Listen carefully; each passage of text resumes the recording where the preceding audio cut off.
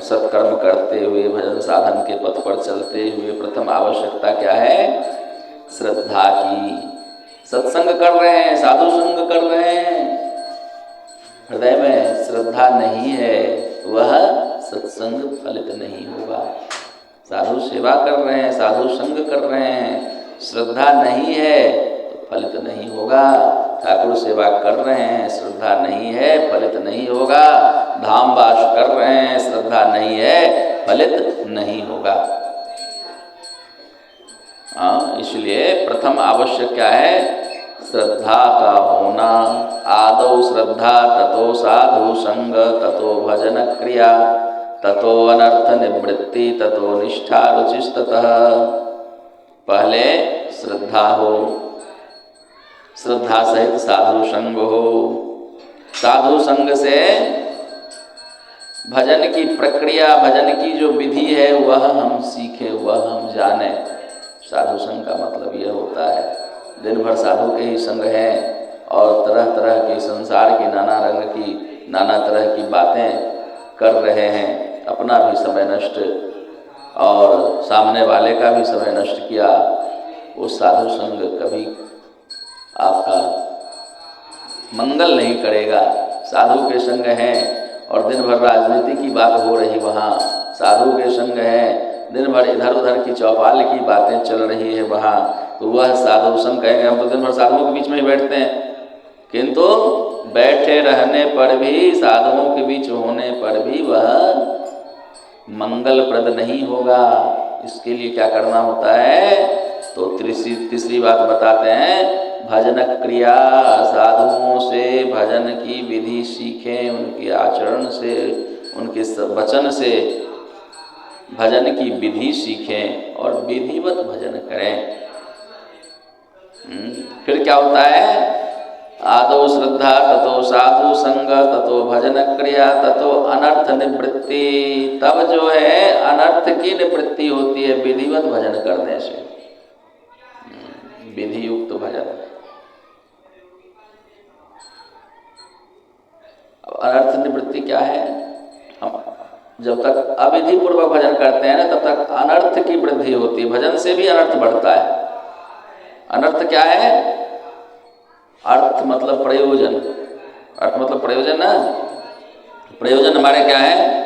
गोविंद हैं, श्री प्रिया प्रियतम, ये हमारे प्रयोजन है ना। इस मनुष्य शरीर का प्रयोजन है प्रिया प्रियतम को प्राप्त करना, गोविंद की सेवा में लगना,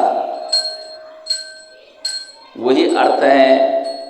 और उनमें मन न गया, उनके प्रति हमारा कर्म अर्पण नहीं हुआ, उनके हम शरणागत नहीं हुए, तो बाकी जो कुछ भी चाह बनेगी, जो भी इच्छा बनेगी, वह सब अनर्थ है।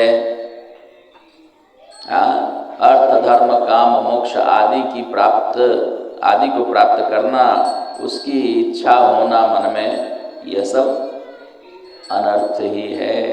भगवत प्रेम की प्राप्ति की लालसा मन में हो, हमें वो कब अपनाएंगे, कब हमें अपना बनाएंगे, यह हृदय में बात आए।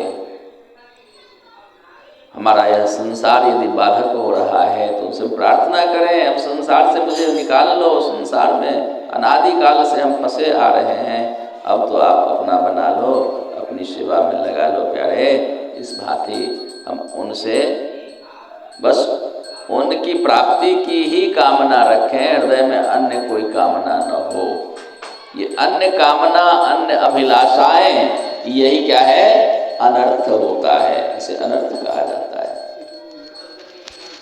विधि भजन करने से अनर्थ की निवृत्ति हो जाती है, अर्थात मन निर्मल हो जाता है, मन शुद्ध हो जाता है। खाली भक्त ठाकुर जी की प्रसन्नता की ही एकमात्र इच्छा रहेगी मन में कि हमारे श्री प्रियालाल जो कैसे हमारे ऊपर प्रसन्न होंगे, कैसे हम अपने आप को उनमें, उनके प्रति समर्पित कर पाएंगे, कैसे उनमें ही सदा लगे रह पाएं, उनकी ही सेवा एकमात्र जीवन का प्रयोजन हो।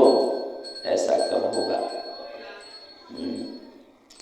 तो यह जो पद्धति है, इस सब का मूल क्या है? श्रद्धा का होना।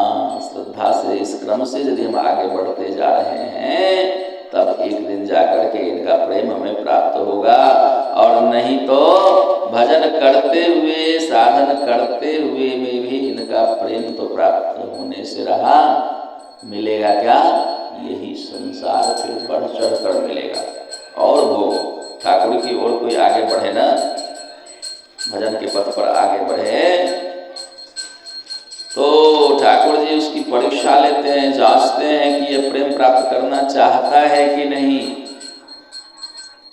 यदि प्रेम ही चाह रहे हैं तो फिर वो क्या करते हैं? भुलाने के लिए, लुभाने के लिए भोग देते हैं, संसार का भोग बढ़ जाता है।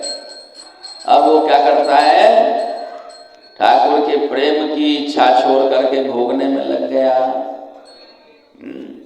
और ठाकुर निश्चिंत से अपने काम में लग जाता। कैसे? जैसे छोटा बच्चा रोता है ना, क्यों रोता है? माँ की गोद के लिए, भैया आए गोद में उठा ले, इसी के लिए रोता है ना। मैया क्या करते हो? तो किसी काम में लगी रहती है, उसके पास एक झुनझुना जाके पटक देती है और झुनझुना से खेलने लग जाता है। नहीं माना तो उसको कुछ खाने पीने की अच्छी चीज़ दे देती है, टॉफ़ी दे दी, कुछ ऐसी दे दी, उसी में बालक लग जाता है और मैया निश्चिंत हो जाती है। यदि न माने, रोता हुआ बच्चा यदि झुनझुना से, यदि खाने पीने की वस्तुओं से न माने, रोता ही जाए, तो मैया क्या करती है? सब काम छोड़ करके फिर दौड़ी आती है, अपनी गोद में उठा लेती है। ऐसे ही भजन करने वाले जब साधनरत होते हैं, इनकी ओर आगे बढ़ने लगते हैं, तो ये क्या करते हैं? मैया की तरह झुनझुना पकड़ा देते हैं, विषयों का भोग लो, अब उसी में लग जाओ, गया सब छूट गया, अब इसी को करते रहो। और कोई तो उससे बच जाते हैं, विषय भोग स्वीकार नहीं करते, तो उन्हें क्या देते हैं? मोक्ष का लोभ दे देते हैं। जो मोक्ष को भी स्वीकार नहीं करते, तब ठाकुर आकर के उसे अपना लेते हैं, अपनी गोद में बिठा लेते हैं। इसलिए यदि हमें इनसे जुड़ना है, इनसे प्रेममय व्यवहार जोड़ना है, तो हमें अनर्थ निवृत्ति जिससे हो वैसा भजन करना चाहिए, तभी हम प्रेम प्राप्त कर सकते हैं। नहीं तो फिर से अनर्थ में फंसकर रह जाएंगे।